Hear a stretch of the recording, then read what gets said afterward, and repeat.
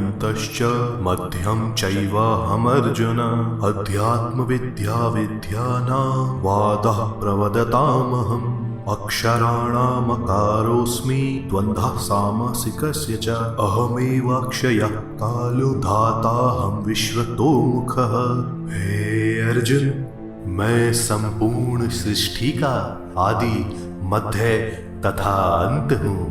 मैं विद्याओं में अध्यात्म विद्या, तत्व निर्णय के लिए किए जाने वाले परस्पर शास्त्रार्थ का वाद हूँ। मैं अक्षरों में आकार तथा समासों में द्वंद्व समास हूँ। मैं ही वह रचयिता हूँ जो संपूर्ण जगत के कर्म फल का निधान करता है, तथा मैं ही अविनाशी अक्षय काल हूँ। श्री कृष्ण यहाँ पर बताते हैं कि वे ही इस सृजित जगत के आदि मध्य तथा अंत हैं, तथा वे ही सबका धारण पोषण करने वाले प्रणेता हैं। वे ही आत्मज्ञान तथा आध्यात्म शास्त्र हैं, तथा वे ही तत्व निर्णय के लिए वाद विवाद करने वालों का शुद्ध तर्क भी हैं। आगे श्री कृष्ण बताते हैं कि वे ही ब्रह्मांड में ध्वनि का समग्र ओम एकाक्षर के पहले अक्षर हैं, तथा वे ही वर्णमाला के भी पहले अक्षर हैं। वे संस्कृत भाषा में प्रयोग किए जाने वाले समासों में द्वंद्व समास हैं, तथा वे ही कालों के काल महाकाल हैं। मृत्यु सर्वहरश्चाहं मुद्भवश्च भविष्यताम् कीर्तिः श्रीवाक्च नारीणां स्मृतिर्मेधा धृतिः क्षमा बृहत्सामं तथा साम्नां गायत्री छन्दसामहं मासानां मार्गशीर्षोऽहं ऋतूनां कुसुमाकरः। मैं सर्वहर मृत्यु हूँ, समृद्धों की समृद्धि हूँ। मैं नारी के गुणों में कीर्ति, श्री, वाक, स्मृति, मेधा, धृति एवं क्षमा हूँ। मैं सामवेद में मृत साम हूँ। मैं छंदों में गायत्री, मासों में मार्गशीर्ष तथा ऋतुओं में वसंत हूँ। श्री कृष्ण यहाँ पर बताते हैं कि वे ही जीवन का हरण करने वाली मृत्यु हैं, सामर्थ्यवान एवं योग्य पुरुषों को मिलने वाली समृद्धि है, एवं ईश्वर की विभूतियां एवं स्त्रियों के 7 गुण यानी कीर्ति, श्री, वाक, स्मृति, मेधा, धृति एवं क्षमा, ये भी श्री कृष्ण ही हैं। वे ही सामवेद में भृत साम नामक एक गीति है, जिसमें इंद्र रूप परमेश्वर की स्तुति की गई है। वे ऋग्वेद के 7 प्रसिद्ध छंदों में से प्रमुख गायत्री छंद हैं। यहीं से ईश्वर प्राप्ति रूप गायत्री मंत्र भी आता है। अथवा वे वर्तमान ग्रेगोरियन पंचांग के अनुसार दिसंबर के मध्य से जनवरी के मध्य में आने वाला मार्गशीर्ष मास भी है। इस मास में जलवायु प्रशांत एवं सुखद हो जाती है, तथा महाभारत काल में नववर्ष इसी मास से आरंभ होता था। द्यूतं छलयतामस्मि तेजस्तेजस्विनामहम् ज्योस्मि व्यवसायोऽस्मि सत्वं सत्त्ववतामहं वृष्णीनां वासुदेवोऽस्मि पाण्डवानां धनञ्जयः मुनीनामप्यहं व्यासः कवीनामुशना कविः। मैं छल करने वालों में द्यूत हूँ, तेजस्वियों का तेज हूँ, तथा मैं ही विजय, निश्चय एवं सात्विक भाव हूँ। मैं विषयों में वासुदेव, पांडवों में धनंजय, मुनियों में व्यास तथा कवियों में ऊष्णा हूँ। श्री कृष्ण यहाँ पर बताते हैं कि वे ही शक्तिशालियों की शक्ति, विजेताओं की विजय, प्रयत्न करने वालों का प्रयत्न तथा सात्विक पुरुषों में धर्म, ज्ञान, वैराग्य और ऐश्वर्य आदि गुण हैं। वे यदुवंश के वंशज वृष्णी यादव हैं। पांडवों में स्वयं अर्जुन हैं, ऋषियों में वेद व्यास हैं तथा कवियों में त्रिकालदर्शी शुक्राचार्य हैं।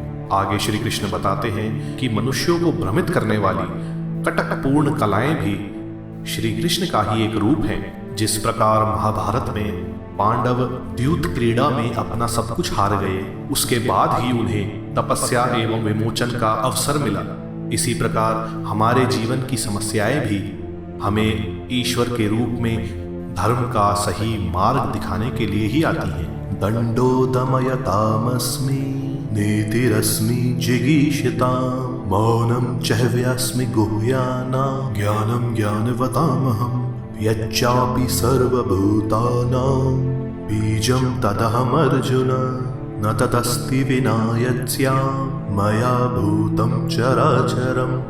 मैं दमन करने वालों में दंड शक्ति हूँ, विजेताओं की नीति हूँ, गोपनीय रखने योग्य भावों में मौन हूँ तथा ज्ञानियों का ज्ञान हूँ। हे अर्जुन, समस्त जीवों की उत्पत्ति का कारण चर अचर सब कुछ मैं ही हूँ। श्री कृष्ण यहाँ पर बताते हैं कि विजय की नीति एवं पराजय का दंड दोनों स्वयं वे खुद ही हैं। वे ही ब्रह्मा एवं आत्मा पर सतत ध्यान के पश्चात की अवस्था एवं आत्म का ज्ञान है, अथवा इस जगत के सभी प्राणियों का मूल बीज भी वे ही हैं। ऐसा कोई जीव नहीं है जो गतिशील या स्थिर हो और श्री कृष्ण के बिना अस्तित्व में रह सके। नान्तोऽस्ति मम दिव्यानां विभूतीनां परन्तप एष तु देशतः प्रोक्तो विभूतेर्विस्तरो मया यद्यद्विभूतिमत्सत्त्वं श्रीमदूर्जितमेव वा तत्त्वदेवावगच्छत्वं मम तेजोंशसम्भवम् अथवा बहुनैतेन किं ज्ञातेन तव अर्जुन विष्ठभ्याहमिदं कृत्स्नमेकांशेन स्थितो जगता। हे अर्जुन, मेरी दिव्य विभूतियों का तो कोई अंत ही नहीं है। मैंने यह जो कुछ भी तुम्हें कहा है वह मेरी असीम शक्तियों का संक्षिप्त वर्णन है। इस संसार में जो कुछ भी विभूति युक्त है, ऐश्वर्य युक्त है, कांति युक्त है अथवा ऊर्जा युक्त है, वह सब कुछ तुम मेरे तेज के एक अंश से उत्पन्न जानो।